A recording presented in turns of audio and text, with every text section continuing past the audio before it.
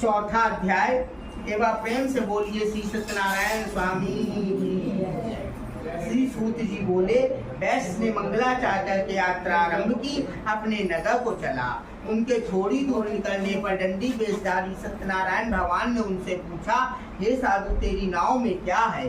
अभिमानी बाण खसता हुआ बोला, हे डंडी आप क्यों पूछते, क्या धन लेने की इच्छा है? मेरी नाव में केवल लता पतार भरे हुए हैं।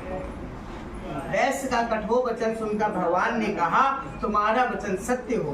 डंडी ऐसा कहकर वहां से दूर चले गए। कुछ दूर जाकर समुद्र के किनारे बैठ गए। डंडी के जाने पर वैश्य ने नित्य क्रिया के बाद नाव को ऊंची उठी देखकर चंबा किया। नाव में बेल पत्यादि देख मूर्छी तो जमीन पर गिर पड़ा। जब मूर्छा खुलने पर तन शोक प्रकट करने लगा। तब उसका दामाद बोला कि आप शोक न करें, ये डंडी का दिया हुआ श्राप है, अतः उनकी शरण में चलना चाहिए, तभी हमारी मनोकामना पूर्ण होगी। दामाद के वचन सुनकर मैं डंडी के पास पहुंचा। अत्यंत भक्ति भाव से नमस्कार करके बोला, मैंने जो आपसे सत्य वचन कहे थे उनको क्षमा करो। ऐसा कहकर महान शोकाकुल होकर रोने लगा।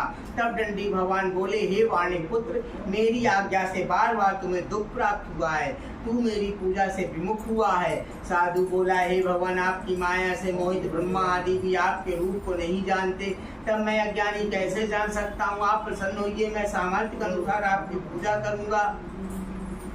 मेरी आप रक्षा करो। पहले के समान नौका में धन भर दो। उसके भक्ति युक्त वचन सुनकर भगवान प्रसन्न होकर उसकी इच्छा का बल देकर अंतर ध्यान हो गए। तब उन्होंने नाव में आकर देखा कि नाव ढंग से पड़ी पूर्ण है। फिर भगवान सत्यनारायण का पूजन कर साथियों सहित अपने नगर को चला। जब अपने नगर के निकट पहुंचा तब दूत को घर भेजा। दूत ने साधु के घर जा उसकी पत्नी को नमस्कार कर कहा कि साधु अपने दामाद सहित इस नगर के समीप आ गए हैं। ऐसा सुनकर साधु की पत्नी ने बड़े हर्ष के साथ सत्यदेव का पूजन कर पुत्री से कहा, मैं अपने पति के दर्शन को जाती हूँ, तो कार्य पूर्ण कर शीघ्र आना। माता के ऐसे वचन सुनकर कलावती प्रसाद को छोड़कर पति के पास आ गई। प्रसाद के वज्ञा के कारण सत्यदेव ने रुष्ट हो उसके पति को नाव से पानी में डुबो दिया। कलावती अपने पति को ना देखकर रोती हुई जमीन पर गिर गई।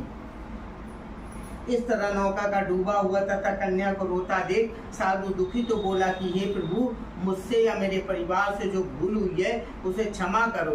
उसके दीन वचन सुनकर सत्यदेव भगवान प्रसन्न हो गए।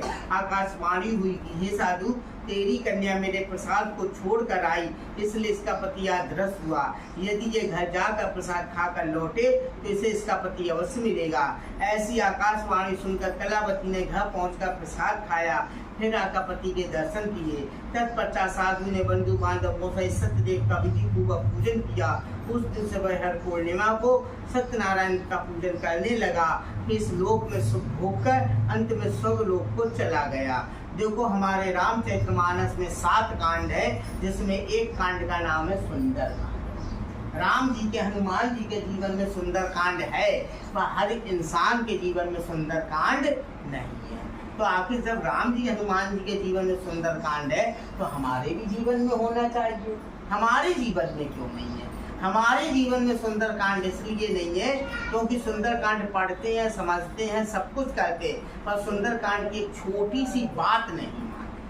अगर वो छोटी सी बात को हर व्यक्ति मान ले तो आप यकीन मानिए सभी के जीवन में सुंदर कांड शुरू हो जाए। वरना तो सुंदर कांड पढ़ते लो, सुंदर कांड में कोई सुंदरता नहीं है।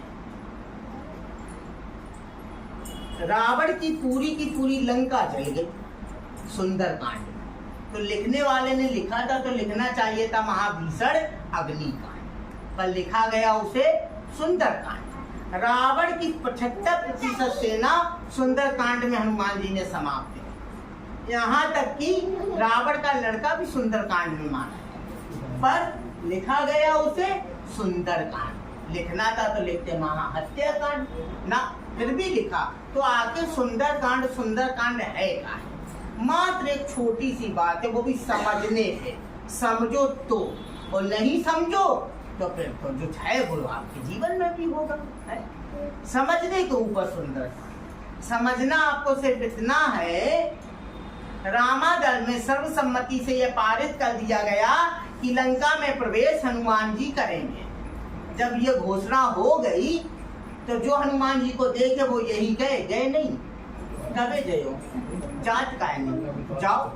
अब हनुमान जी इसलिए परेशान थे कि सबने कह तो दिया कि लंका जाओ, पर लंका जाके करेंगे का, ये तो कोई बता ही नहीं रहा क्या करेंगे। तो हनुमान जी चाहते तो राम जी से पूछते, लक्ष्मण से पूछते, सुग्रीव से पूछते, बाली से पूछते। हनुमान जी ने इनमें से किसी से नहीं पूछा। अब हनुमान जी को ज्ञान को इसलिए नहीं देता था क्योंकि विद्यावान गुणी जे खुद ही गुणी यति चातुर है, तो हनुमान जी को आगे ज्ञान कौन दे है? फिर भी हनुमान जी ने रामादल के जो सबसे बुजुर्ग व्यक्ति उनसे पूछा कि भैया आप हम लंका जाके करेंगे।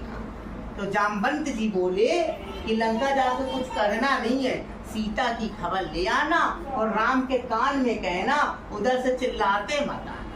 हनुमान जी को ये बात बहुत अच्छी लगी। अब आप यकीन मानिए जब भी आप सुंदरकांड पढ़ेंगे तो सुंदरकांड का जो पहला शब्द है वह ना तो राम है, ना लक्ष्मण है, ना कोई। सुंदरकांड का पहला शब्द ही है जामवंत के वचन सुनो। जिस घर में जामवंत रूपी बुजुर्ग की बात युवा रूपी लड़कन को सुहाती है, यानी अच्छी लगती है, उसी घर में सुंदरकांड होता है, वरना तो जो है अग्निकांड वही चलता। मतलब कहने का आप चाहे कितने भी IIT टॉप हो, आप कितने भी यूपी टॉप हो, आप कितने भी यूपी टॉप हो, फिर भी आपको अपने बुजुर्ग रूपी मम्मी पापा की बात माननी पड़ेगी।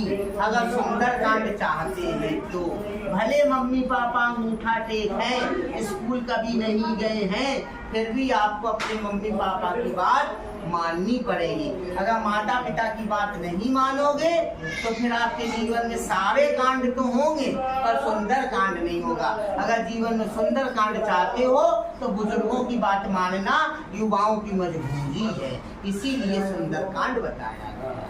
बात मान लो तो सुंदर कांड, ना मानो तो अग्नि कांड और हत्या। अब आपको ये तय करना है कि हम माने कि ना माने, क्योंकि आपको मानना पड़ेगा।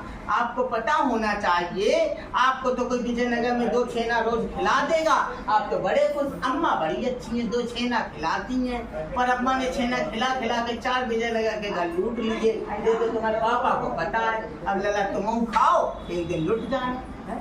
जिंदगी की जो कहानी है वो स्टडी पे नहीं चलती है, जिंदगी चलती है प्रैक्टिकल पे। आपका प्रैक्टिकल 16 साल का, 32 साल का और पापा का 40 साल का। कहने का मतलब जिंदगी अनुभव पे चलता है, वो अनुभव किसी लड़कों में नहीं होता है, अनुभव हमेशा बुजुर्गों में होता है। इसलिए अगर सुंदर कांड चाहते हो तो बुजुर्गों का ज्ञान अति आवश्यक है। क्योंकि आप कितने भी बड़े बुद्धिमान हो जाए, हनुमान जी से तो ज्यादा बुद्धिमान नहीं हो। और जब हनुमान जी जामवंत की बात मान सकते हैं तो फिर हमारी आपकी क्षमता का है। हम लोगों को भी अपने घर में बुजुर्ग रूपी माता पिता जामवंत की बात माननी चाहिए। हरि अनंत हरि कथानंता इति से स्कंद पुराण रेवाखंडे चतुर्थो अध्याय समाप्तो वाचा। एवं प्रेम से बोलिए श्री सत्यनारायण स्वामी।